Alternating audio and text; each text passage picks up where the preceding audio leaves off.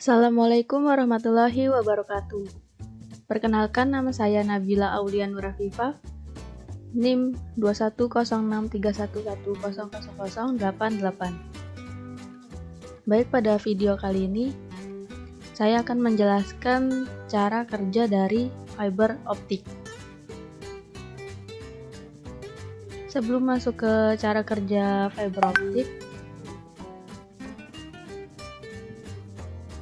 kita harus tahu fiber optik itu seperti apa.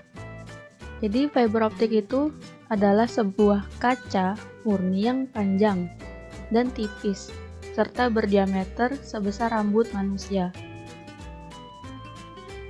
Dan di dalam penggunaannya, beberapa fiber optik ini dijadikan satu dalam sebuah tempat yang dinamakan kabel optik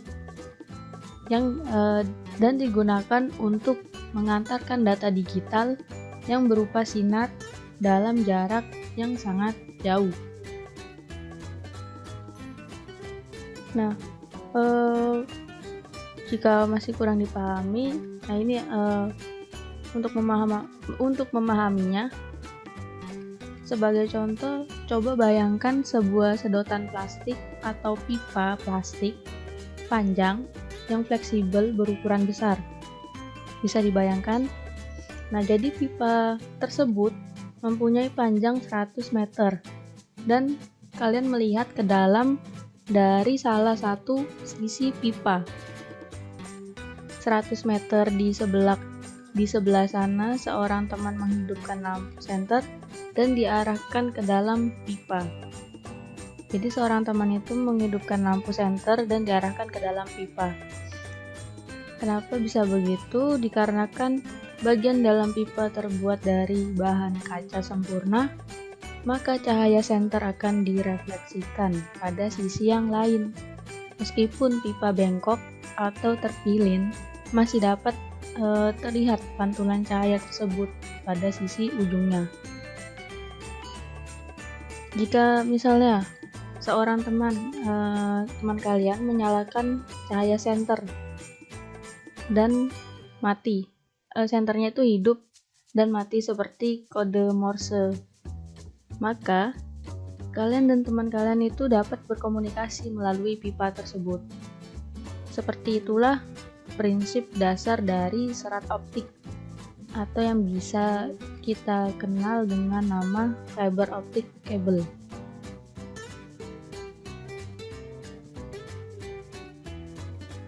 Ini kabel fiber optiknya. Untuk bagian yang dalamnya ini yang kecil itu namanya core. Nah, core di sini adalah kaca tipis yang merupakan bagian inti dari fiber optik yang dimana pengiriman sinar dilakukan. Untuk bagian yang kedua ini ada cladding. Cladding itu adalah materi yang mengelilingi inti yang berfungsi memantulkan sinar kembali ke dalam inti core. Jadi cladding ini mengelilingi inti. Inti itu apa? Core-nya itu tadi, yang berfungsinya untuk memantulkan sinar kembali ke dalam core-nya tadi. Kemudian untuk buffer coating. Buffer coating itu bagian yang terluar ya. Nah, buffer coating ini plastik pelapis yang melindungi fiber dari kerusakan.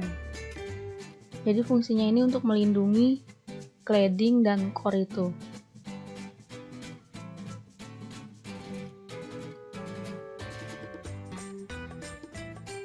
Nah, ini fiber optik. Sebuah kabel fiber optik terbuat dari serat kaca murni, sehingga meskipun kabel mempunyai panjang sampai beratus-ratus meter, cahaya masih dapat dipancarkan dari ujung ke ujung lainnya. Helai serat kaca tersebut didesain sangat halus.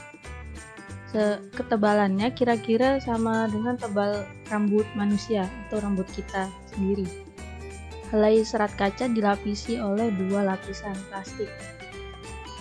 Jadi helai-helai serat kaca ini dilapisi 2 plastik. 2 lapisan plastik, 2 layers plastik coatingnya.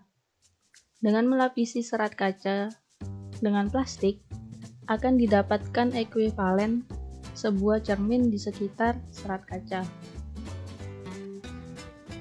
Nah, kemudian cermin ini menghasilkan total internal reflection atau refleksi total pada bagian dalam serat kaca, sama seperti jika kita berada pada ruangan gelap dengan sebuah jendela kaca. Kemudian kalian mengarahkan cahaya senter 90 derajat tegak lurus dengan kaca, maka cahaya senter akan tembus ke luar ruangan. Akan tetapi, jika cahaya senter tersebut diarahkan ke jendela berkaca dengan sudut yang rendah, hampir paralel dengan cahaya aslinya, maka kaca tersebut akan berfungsi menjadi cermin yang akan memantulkan cahaya senter ke dalam ruangan. Demikian pada serat optik, juga cahaya berjalan melalui serat kaca pada sudut yang rendah.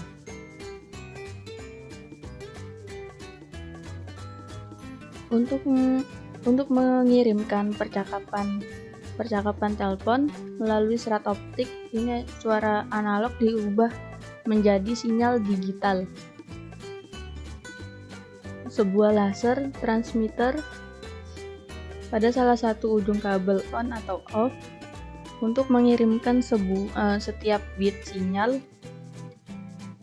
Sistem fiber optik modern dengan single laser bisa mentransmitkan jutaan bit atau second, atau bisa dikatakan laser transmitter on dan off jutaan kali per second.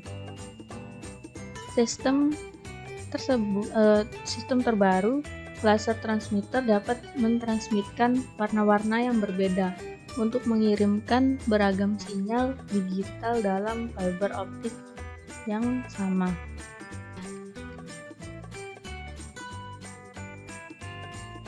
Nah, kabel fiber optik juga